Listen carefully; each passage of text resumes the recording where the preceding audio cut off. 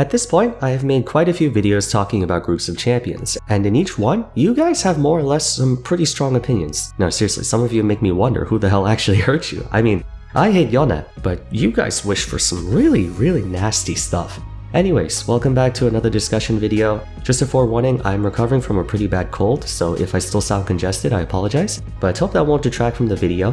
Today's topic is going to be on another infamous group of champions, lane bullies. These champions have a complex dynamic among the player base. On one hand, they're a really easy and valuable conduit for making games quick and dirty, but on the other, they can have the same feast or famine issues as hyper carries for totally different reasons. However your perceptions may be, we're going to dive into the meat and bones of the lane bully subcategory. Not before we talk about today's sponsor though, Mobalytics. It's a gaming assistant tool that acts as an extension on your League of Legends client, showing you a ton of information ranging from builds to matchups to player profiles, even tips and strategies for the game. Everyone and their mother uses at least one statistics page like op.gg, u.gg, champion.gg, MobaFire, but that requires you to tab out of your game and open up a browser page, which can cost you time. All of Mobalytics functions as an overlay, so you can get quick information on your teammates, runes, and builds. You can even check out the enemy team to see if there are any dirty smurfs, or perhaps someone on a losing streak that you can abuse to all hell. Something in particular I think is really cool is that it even has additional alerts pop up on screen, such as when an enemy champion buys a big item. It can show you current gold leads just to see how far ahead or behind you are, which you would normally be able to only see in spectator mode, but with this tool you can see it while you're in game. So even if your team is down a few kills, you might still be neck and neck.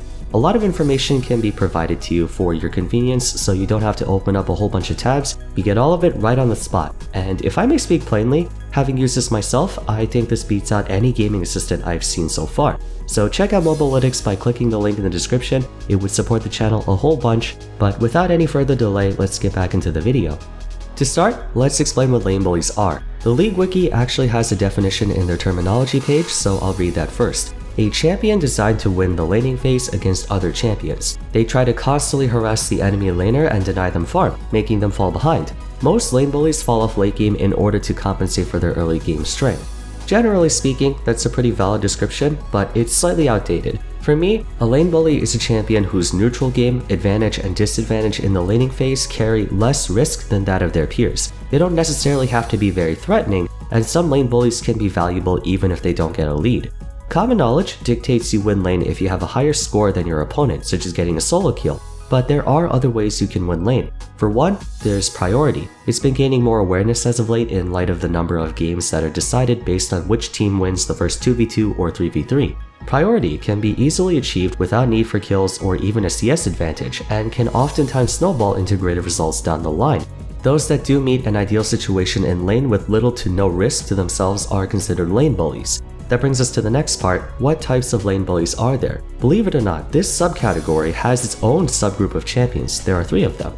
The first type is the win hard and end quick champions. These are the ones most people think of when the term lane bullies pops in their head. Pantheon, Renekton, Jace, Lee Sin, Draven, usually physical damage dealers with harass that is hard to counter, or trade patterns that beat out a majority of the cast. They also tend to be very easy to pick up, but can be difficult to master, not always mechanically, but in macro. Since these champions gradually lose out in effective combat pressure as time goes on, you have to figure out how to make the best use of your time with hopefully the lead you've acquired, as most champions with decent scaling will be able to not only contribute more in team fights, but in some cases, they can solo 1v1 you later down the road. Pantheon embodies this role the most. Since Grand Starfall is a semi-global teleport, he has the liberty to take Ignite instead of teleport, which gives him more kill pressure in lane so he can then roam to other lanes and get a snowball going. But since the only thing that scales is his damage, he can start to lag behind other divers and juggernauts who can bring more to the table.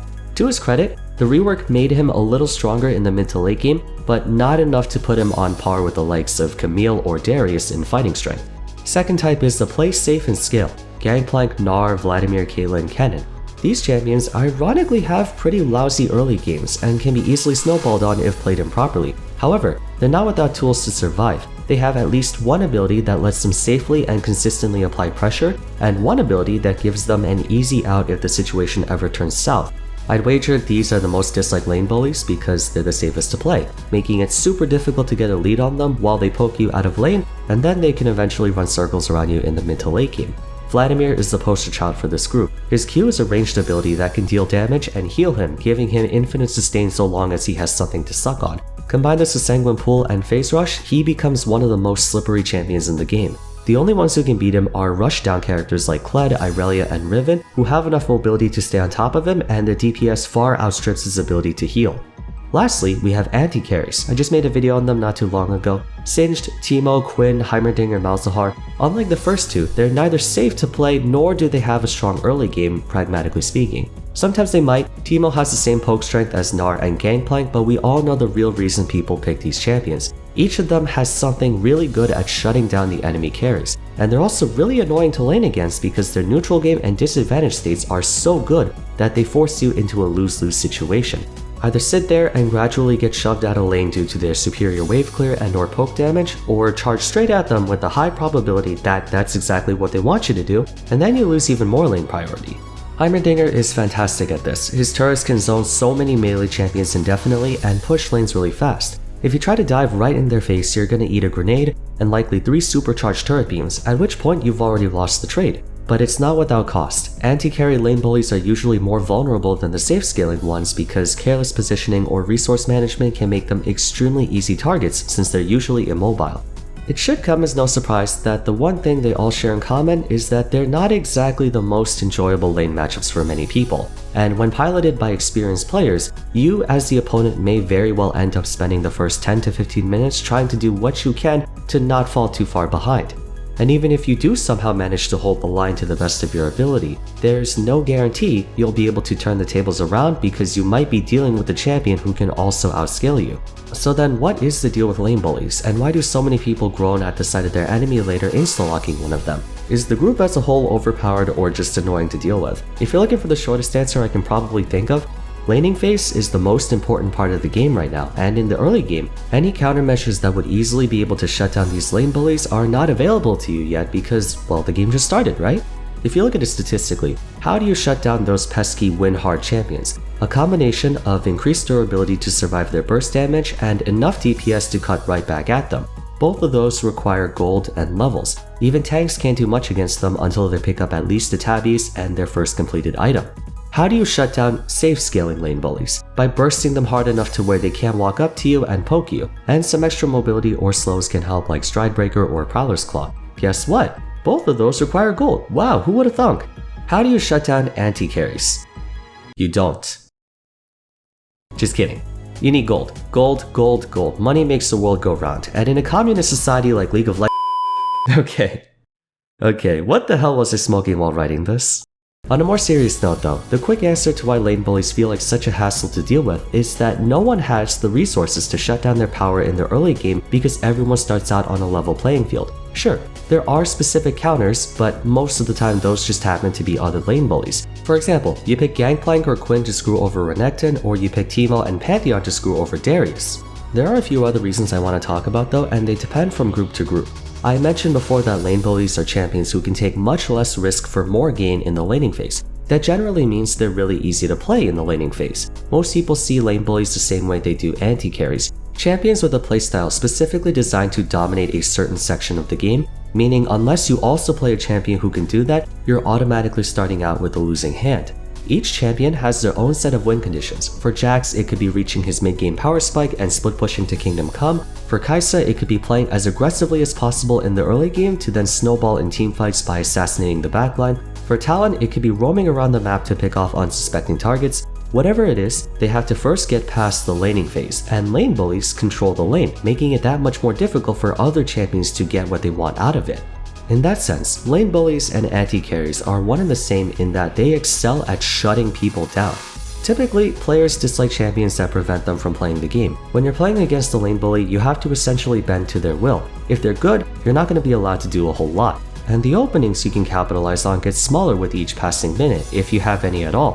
What's often frustrating is that sometimes the champion you're playing just doesn't have anything to deal with whoever you're up against. Why do you think there are so many lane bullies in top lane? That lane is the best place for them to be since going first or second is night and day. If you go first, your opponent can counterpick you with a lane bully that your champion isn't equipped to take on, and your jungler obviously doesn't want to gank you because it's not worth it. This can occur in the bot lane as well. How is Kai'Sa supposed to meet her win condition against a Draven who does twice her damage per auto attack? Worse yet, your support is Yuumi and theirs is Nautilus. It's extremely unenjoyable to have reduced or sometimes zero agency for the first half of the game, purely by virtue of how the game is designed. Summoner's Rift is engineered to have a laning phase where champions can pick up gold and experience through farming and securing objectives before transitioning into teamfights. There will never be a situation in the game where you can skip the laning phase. Like it or not, you will be stuck with a lane bully. It would be a whole other discussion if lane swaps were still possible. Lane swapping used to be really common in pro play because it allowed for teams to counter certain top laners, which again, fielded the most amount of lane bullies. Even those champions can't effectively lane against the combined strength of a bot laner and support, though recent changes make this strategy almost impossible. The bot lane has less durable towers, and tower plates and first tower gold are also highly contested. Combine this with the super snowbally state the game is in, and we've seen the highest presence of lane bullies ever in the history of League of Legends. And there usually is no need to worry about falling off in the late game because you can end the game in 20 minutes. All of these factors together have made it so lane bullies went from being a risky way of cheesing games to now a legitimate meta strategy. Although, lane bullies are not all that much stronger than they used to be. It's not like they're all 55% win rate, but player perception towards them has exacerbated over time. And with the way Riot has reworked and buffed a number of them to remain somewhat relevant even in the late game, it is an easy way to kill player morale when you see a super fed Pantheon or Darius or Renekton. After all, they were tolerable before since you could just tell yourself, if I could hold out until the laning phase is over, then I can outscale them and kick their ass as sweet payback. Darius, Gangplank, Tahm Kench, and Pantheon were all really awful after 3 items because they were purely designed to win lane, but now half of them don't even reach the super useless point until the 5th or 6th item, while the other half actually scale pretty dang well now.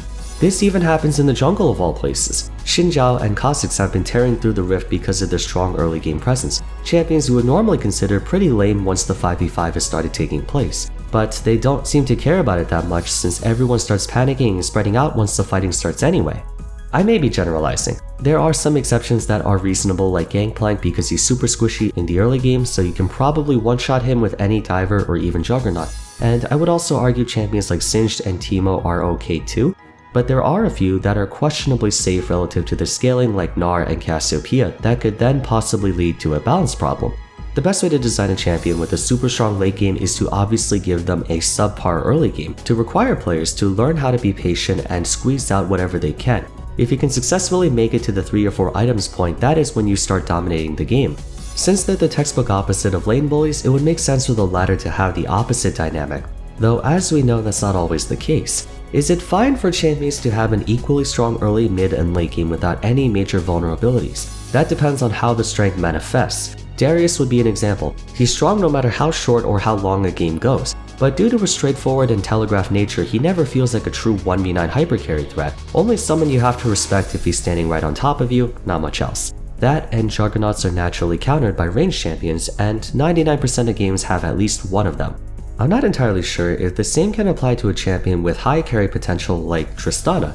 Though she is an off-meta pick, her occasional usage and success in the mid lane is pretty alarming, considering towards the late game she reaches the same long range as Caitlyn and Jinx. Is that considered fine? For other groups like manaless champions or hypercarries, there's a very clear set of boundaries you shouldn't cross when designing someone to fit into either. If you give hypercarries too much safety, that is a big no. If you give manaless champions no consequence in their ability usage, that's a big no. But for lane bullies, it's not really that simple. A lane bully doesn't have to be someone with a strong early game and a weak late game. It can even be someone with a weak early game who just happens to survive lane very comfortably. That's what's annoying about them to so many people. They're not impossible to beat, nor do they have the same anime plot armor as 200 years champions, but they're sure as hell not fun to play against because the options you have to win lane against them are more limited. Unfortunately, I'd argue it does come down to luck. Did you pick someone who does have a way to stop your opponent's lane bully pick, or is it a hard 70-30 matchup where you just have to play safe for 20 minutes? What do you guys think? Do you believe their strong early game presence is justified or annoying? It might depend on what role you play. After all, I'm pretty sure an AD carry main doesn't care a whole lot about fighting Renekton since they're not in the top lane, and vice versa. I'm sure a top main doesn't care so much about going up against Draven because they're not in the bot lane. Regardless, let me know in the comments down below. If you enjoyed, it would be awesome if you could leave a like, consider subscribing to the channel for more content like this, join my Discord server, and follow me on my socials for some extra stuff. And lastly, check out my other discussion videos on champion groups if you haven't yet. That's it for today though. Sorry again if I sound a little congested, but thanks so much for watching and I'll see you again soon. Take care.